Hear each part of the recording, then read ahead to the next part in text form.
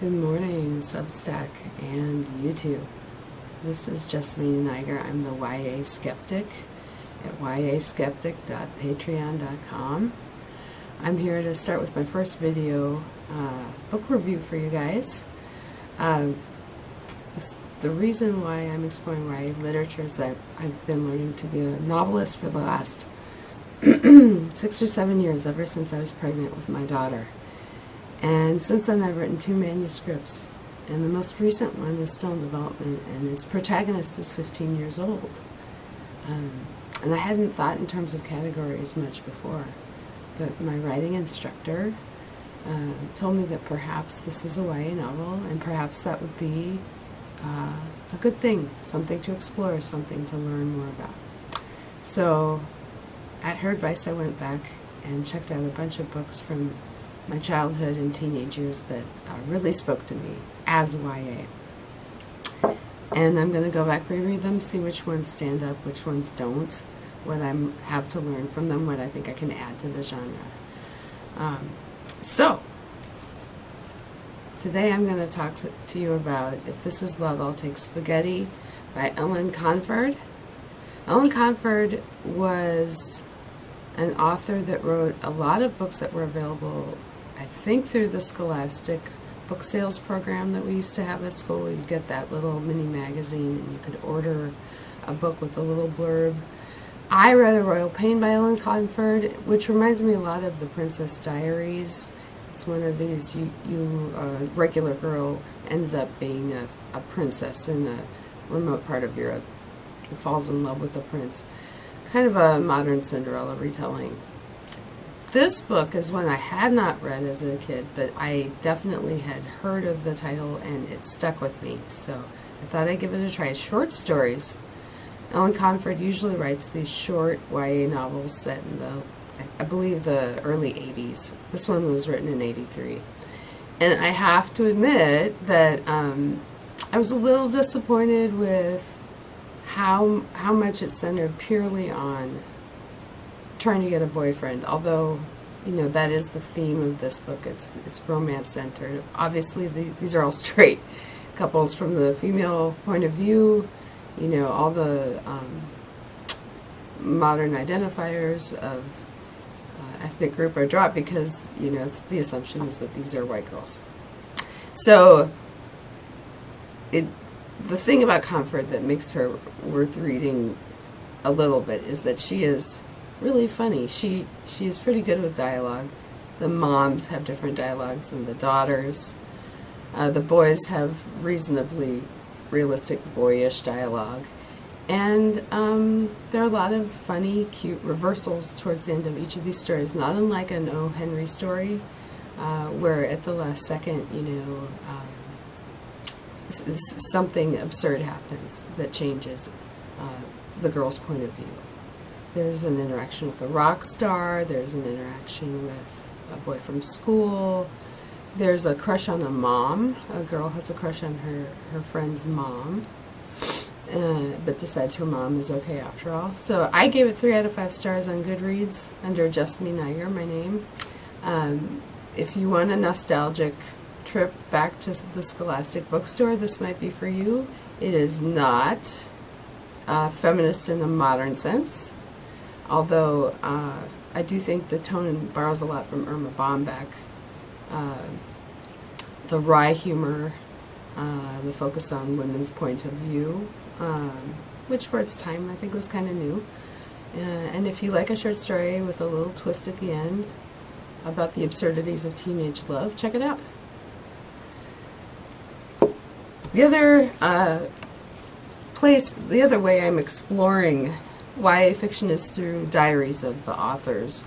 Ellen Montgomery was the author of the Anne of Green Gables series, and that series was probably the most important YA fiction to me for years. I've read and reread all 7 or 8 of her books about Anne. I read the Emily series, and I recently heard on, I believe it was a podcast called What Should I Read Next? The Modern Mrs. Darcy interview series, where an author, Carolyn Starr Rose, recommended the journals of Ellen Montgomery. At the time, I think she was reading the selected journals, which had been edited to exclude some of the deeper depressions that Ellen Montgomery went through. She had pretty profound, I think, depression. She was essentially orphaned as a young woman. She was Anne, basically. Her mother died when she was like 2. Her dad moved out west, overwhelmed at the prospect of caring for her, so he left her with her maternal grandparents on Prince Edward Island, and she grew up just like Anne did in a little old farmhouse with a couple of older parents that were maybe not the warmest people in the world. So this comes in a series of, I believe there are 4 or 5 volumes. It's not clear to me if the last volume has been compiled yet, which would ostensibly be the most dramatic one because it's the years right before her death in 45. And there's some question as to whether, she accidentally or intentionally overdosed on one of her medicines, I believe is what the story is. Although, at the time, in order not to tarnish the reputation of her very sprightly YA books, the story was she died of, heart failure or some sort of heart problem. But the reason why I love these journals is that she has an exuberance. I mean, she is basically Anne. She writes with an exuberant, judgmental, funny, absurdist point of view about everyday life in the late 19th, early 20th century in Cavendish, Prince Edward Island, which sounds like it's mainly, occupied by Scottish people, Scottish Presbyterians and Baptists. And she spends a lot of time getting rides to and from places with young men. Often she secretly disdains them, but she's lonely enough where she wants somebody to pay attention to her. And inevitably the boys will propose marriage. And she says no to all of them. In the first volume, there's a really steamy episode where she almost goes to bed with a farm boy who's sort of known to be quite a seducer. And she manages to escape actually having sex with him. And I think that was one of the episodes that caused the initial release of the journals to be edited so that she didn't appear to be, sexually active. Which she wasn't. It's just that she was tempted. So if you want a slice of the writer's life, she doesn't write a whole lot about her writing life. She talks about nature a lot. She writes a lot of purple prose about nature. She writes a lot about the day-to-day social events of her small town. But there is something about her longing for connection, her just chronic unhappiness. She wants connection and love and friendship, and no one can satisfy her. And there's just something oddly charming about her. And I think that's why she wrote such a compelling heroine in Anne.